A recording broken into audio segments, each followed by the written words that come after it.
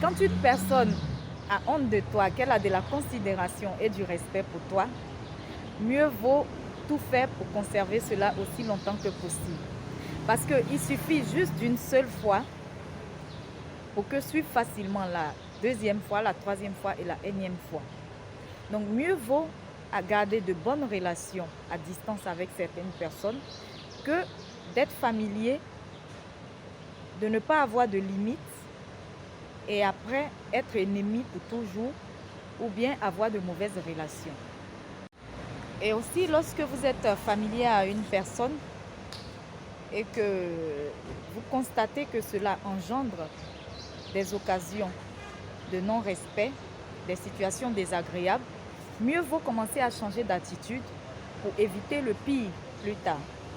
Si vous constatez également que vous vous retrouvez dans une amitié à sens unique, c'est-à-dire une amitié où en réalité vous êtes seul dans cette amitié-là au lieu d'être deux, ou peut-être, oui, je prendrai seulement le cas de deux personnes parce qu'il y a des amitiés unilatérales où vous pensez qu'une personne est votre amie, mais en réalité, cette personne-là, vous n'êtes pas son ami.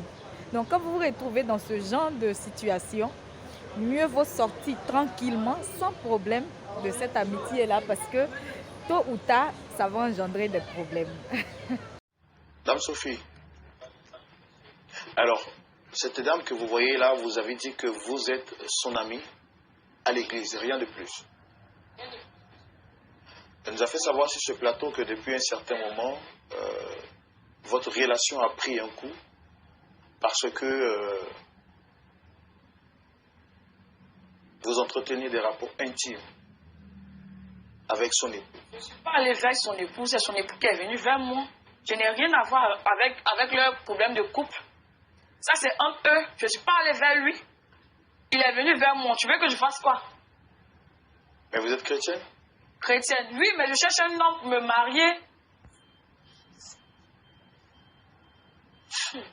Je cherche un homme pour me marier. Si Cédric vient vers moi, je suis célibataire. Sophie, tout n'est qu'une simple amie. Nous ne sommes pas parentés. Elle n'est qu'une simple amie. Et alors? C'est pour ça que tu m'as invité ici. Attendez. Je n'attends pas sa venue de toi, Sophie.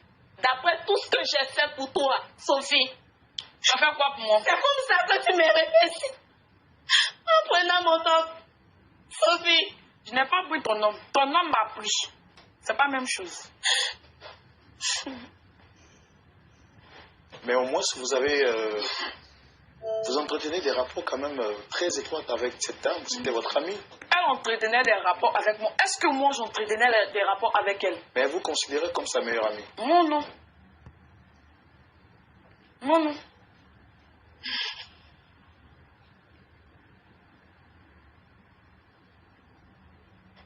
Et ça fait combien de temps déjà que vous avez des relations intimes avec son mari?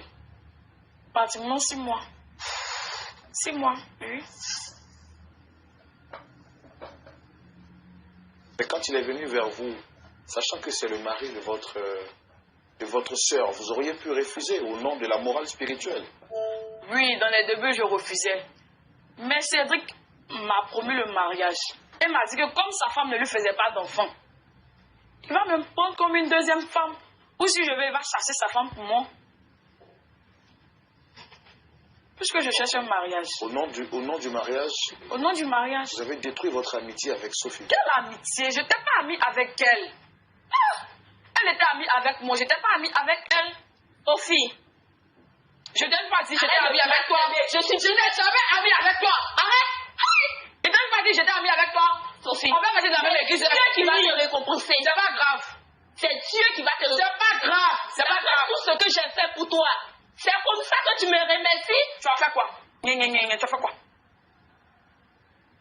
Je te laisse avec Dieu. C'est pas grave, je te laisse aussi avec Dieu. Je te laisse avec Dieu. Si vous étiez à la place de Sophie quand vous avez fait ce que vous venez de faire, est-ce que vous auriez aimé à la place de Daniel? Dieu merci, je ne suis pas à sa place. Est-ce que vous croyez que Dieu paye aux hommes les actions qu'ils posent? Oui, peut-être. peut-être. Oui. Pour vous, l'amitié, est-ce que ça existe? L'amitié existe. Mais il faut connaître sa place dans la vie des hommes. L'amitié n'existe pas. Ça Si existe. l'amitié n'existait, tu n'allais jamais me faire cela. Je dis, il faut connaître sa place dans la vie des gens. Tu connaissais ta place dans ma vie? Aïe! On se lève pas. Oh, Seigneur. Sophie, sache que tu vas payer pour ce que tu fais. Je fais quoi? Tu vas payer pour Est-ce qu'on ce peut que tu me m'as refuser? fait. Je suis obligée de refuser, je ne refuse pas. Aïe! Tu n'es qu'une camarade, tu n'es pas ma soeur. Nous ne sommes pas parentés. Aïe! Nous ne sommes pas parentés. Pasteur Tchoumou, je pense qu'aujourd'hui, il faut que...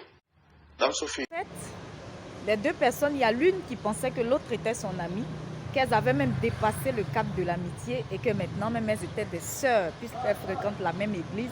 Toutes les deux, même chacune est responsable d'un département à l'église. Et l'autre, qui ne la considérait pas comme son amie, elle a fini par prendre son mari. En tout cas, que Dieu nous donne de vrais et de bons amis parce que l'amitié d'aujourd'hui, c'est vraiment trop compliqué. L'amitié nouveau modèle d'aujourd'hui, là, ça fait vraiment plus de mal, ça crée plus de désagréments que de bien-être. Soyons bénis et que, voilà, que Dieu dispose toutes choses pour que nous rencontrons de bonnes personnes.